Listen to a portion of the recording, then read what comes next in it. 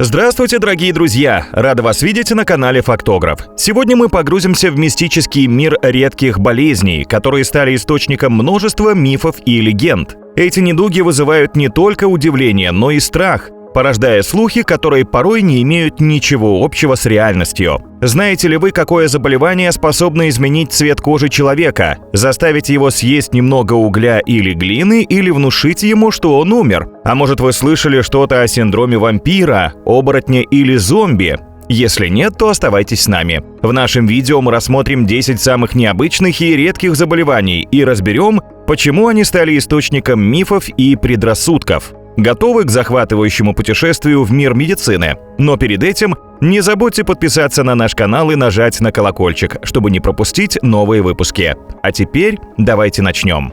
Синдром синей кожи или аконтокератодермия. Научное название этого крайне редкого и странного генетического заболевания сложно выговорить с первого раза. Да, аконтокератодермия – не самое легкое словечко. Но еще более странным становится внешний вид человека, страдающего этим синдромом. Человек с таким диагнозом буквально превращается в смурфика, то есть обладает кожей синего или сливового оттенка. Специалисты считают, что подобное заболевание передается по наследству. В прошлом веке целое семейство синих людей поселилось в американском штате Кентукки. Им даже придумали особое имя – синие фьюгеры. Кстати, кроме внешности, ничего больше не указывало на какие-либо другие физические или психические отклонения у людей с этим заболеванием. И инопланетный цвет кожи не помешал доброй половине семейства прожить больше 8 десятков лет. Также существует мнение, что генетический сбой далеко не единственная причина, которая может приводить к аконтокератодермии.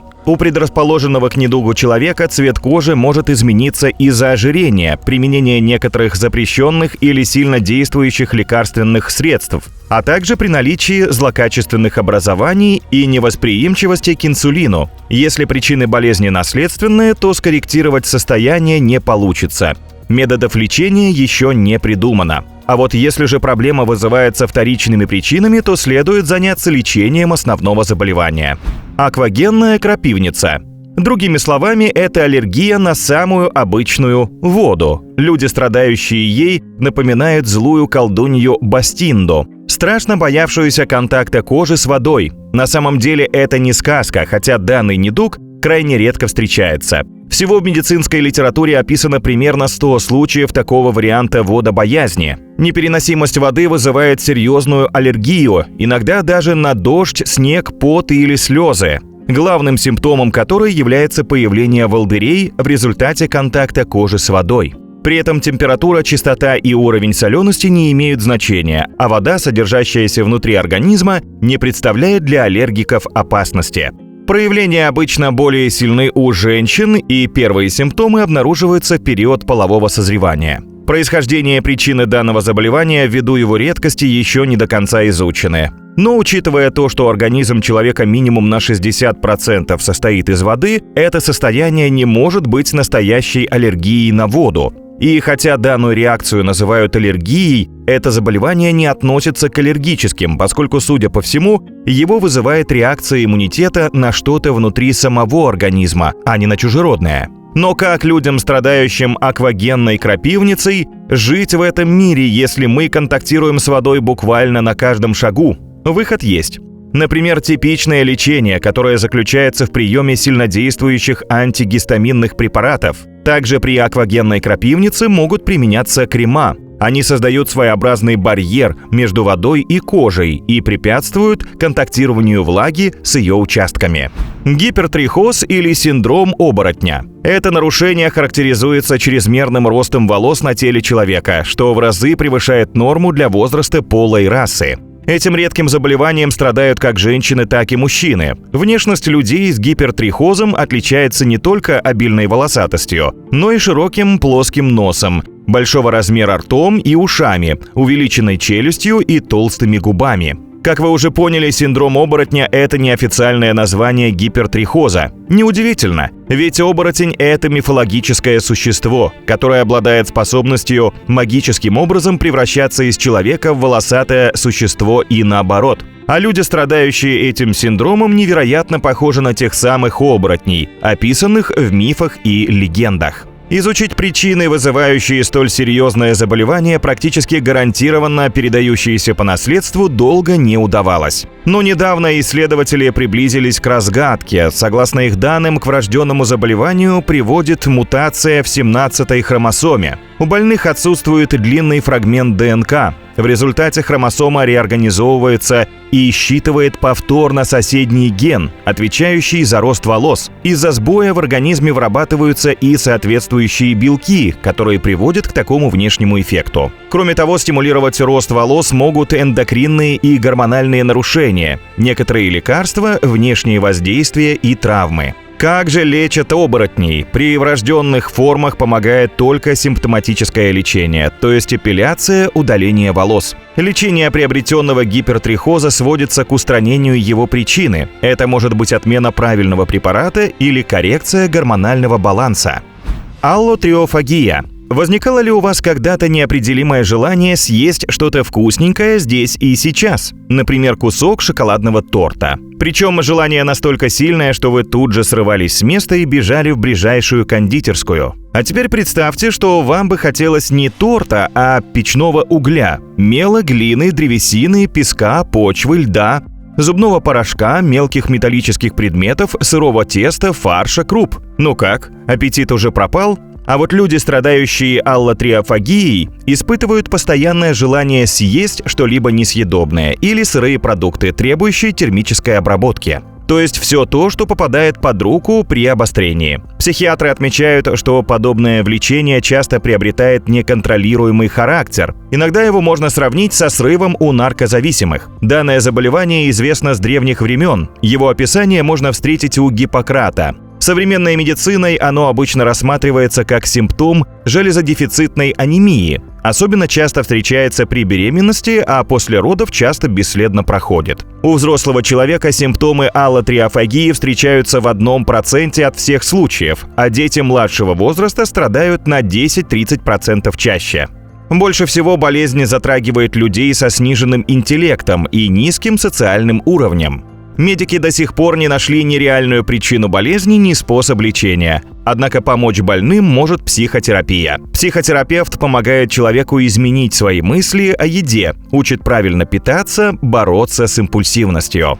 Синдром Катара или синдром живого мертвеца. Это необычное заболевание, которое вы не найдете в специальных справочниках болезней, даже несмотря на то, что схожая симптоматика зафиксирована во многих странах мира. Люди, страдающие синдромом Катара, попросту считают себя мертвыми. Маниакальный бред настолько силен, что больным кажется, что их кожа гниет, внутренние органы отключаются, а части тела отваливаются. И они в общем и целом считают себя живыми мертвецами. Например, человек может жаловаться на то, что у него сгнил кишечник, нет сердца или другого внутреннего органа. В том случае, если при синдроме очень выражена депрессия, то человек вовсе начинает отрицать существование окружающего мира. Что именно вызывает синдром Катара? Точные факторы пока не установлены. Ранее синдром Катара рассматривался психиатрами в рамках психозов у пожилых людей, но клинические исследования показали, что он встречается в любых возрастных группах. Причиной может быть медицинская проблема, влияющая на мозг, слабоумие, последствия черепно-мозговой травмы, развитие опухоли.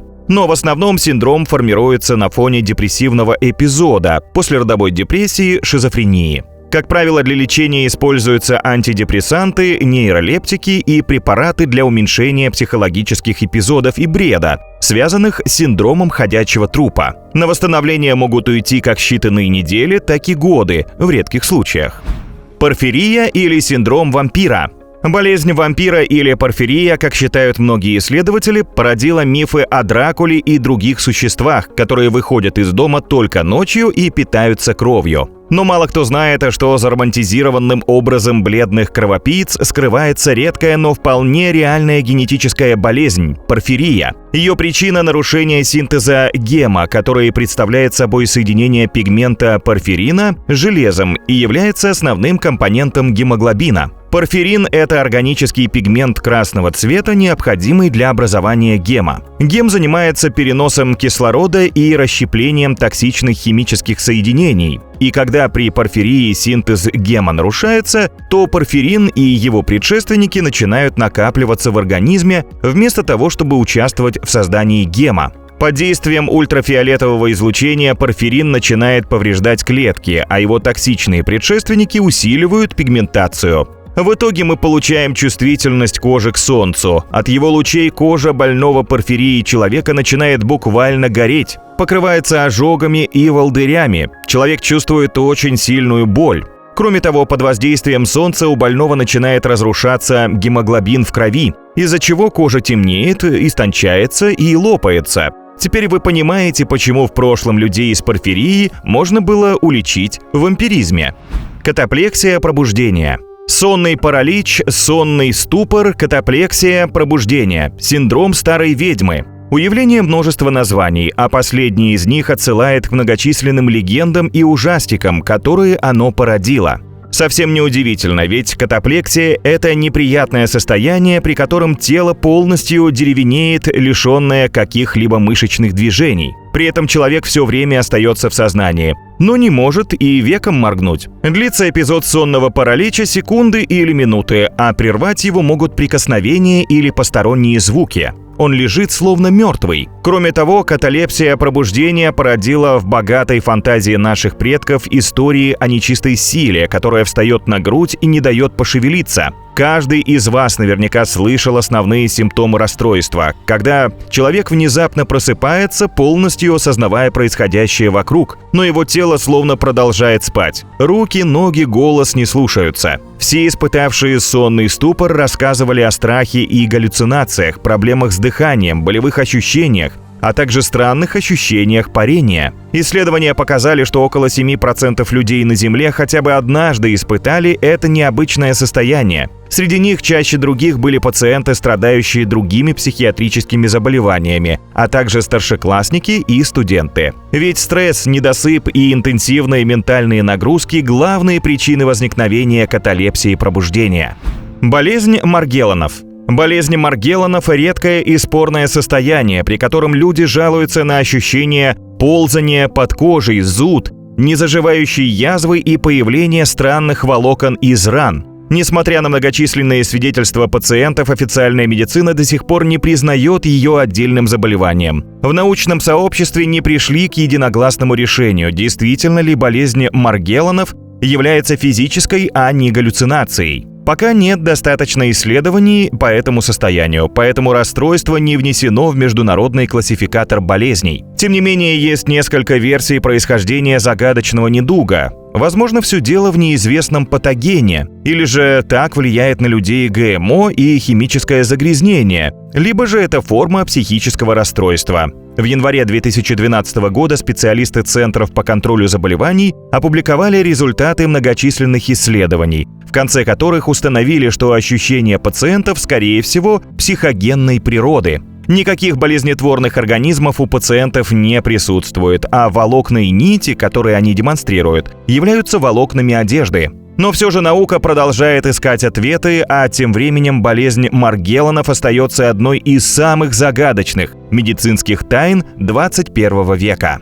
Бешенство. Среди нас наверняка есть поклонники фильмов про зомби. На вид эти существа жуткие, однако вряд ли кто-то из вас боится их всерьез. В нынешнем своем виде оживленные фантастическим образом трупы пришли к нам из верований народов Гаити и их магической практики вуду. Ожившие мертвецы фигурируют и в скандинавском фольклоре. В них превращаются умершие неправильно, не в сражении. Большинство же современных авторов соглашаются с тем, что человека в зомби превращает нечто заразное, некий вирус, передающийся при укусе больного или с кусочком его плоти. Сейчас вы посмеетесь и скажете, что вирус зомбизма человека не существует в реальности. И будете правы.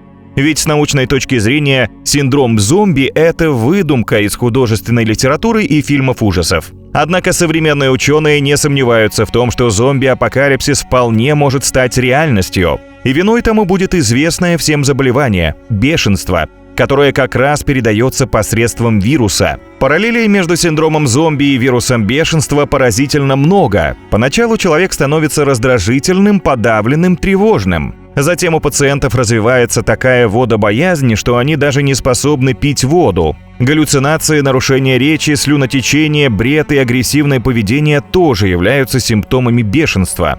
На завершающей стадии болезни зараженный вполне подходит под определение зомби.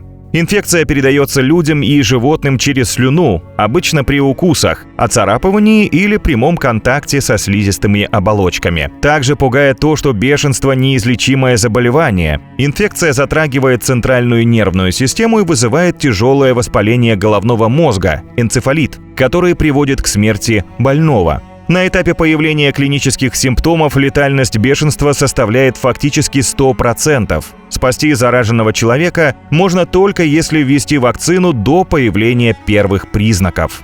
Проказа. Проказа или лепра – это одна из древнейших бактериальных инфекций в мире, вызываемая бактерией Microbacterium leprae. Проказа поражает слизистые оболочки верхних дыхательных путей, кожу. На ней появляются пятна, которые уплотняются, шелушатся и увеличиваются. Органы зрения, внутренние органы, мышцы, кости и суставы, периферийную нервную систему, тем самым вызывая снижение чувствительности. У многих из нас проказа ассоциируется с живыми мертвецами, уродливыми, заживо гниющими людьми с отваливающимися конечностями. Конечно же, ничего у больных лепрой не отваливается, но в тяжелых и запущенных случаях пораженные участки кожи уплотняются и становятся бугристыми. Появляются язвы, которые могут загнивать и источать отвратительный запах. Причем сама проказа не вызывает отмираний и гниений кожи. В этом виновата вторичная бактериальная инфекция из-за повышенного травмирования тканей, лишенных чувствительности. Но какой же ужас проказа внушила людям в прошлом! Так как в те времена болезнь была неизлечима, она приводила к неминуемой инвалидности и смерти, что породило предрассудки и дискриминацию по отношению к больным. Общество придумало единственный способ защиты – изгнание зараженных. Отвергнутый старец носил одежду, скрывающую голову, лицо, руки и ноги. В средние века прокаженные носили колокольчики, чтобы предупреждать окружающих об опасном соседстве. Заболевший мог найти приют лишь при монастырях, ведь в ту пору считалось, что проказа – божественное возмездие. Как же людям удалось победить эту болезнь? Это произошло совсем недавно, в 1960-х годах, когда врачи стали использовать подходящую комбинированную терапию, которая позволила предотвратить возникновение устойчивых штаммов бактерии. В наши дни человек с проказой может жить нормальной жизнью среди семьи и друзей. На этом у нас все, друзья. Спасибо вам за просмотр и обязательно делитесь в комментариях, какое заболевание из нашей десятки удивило вас больше всего.